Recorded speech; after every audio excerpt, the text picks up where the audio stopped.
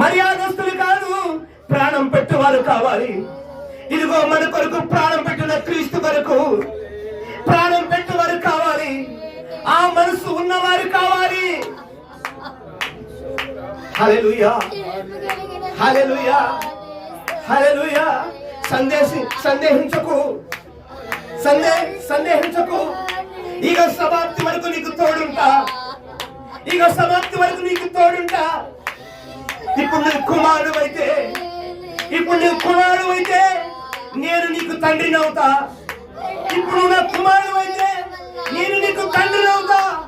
నేను తండ్రిని అయితే నా ఆత్మ సదా నీకు తోడుగా ఉంటది. హల్లెలూయా, హల్లెలూయా, హల్లెలూయా, హల్లెలూయా. ఎవరికి ఈ మృతుల్లో నుండి తిరిగి లేచిన క్రీస్తు తండ్రిగా ఉండాలని కోరుకుంటున్నాడు.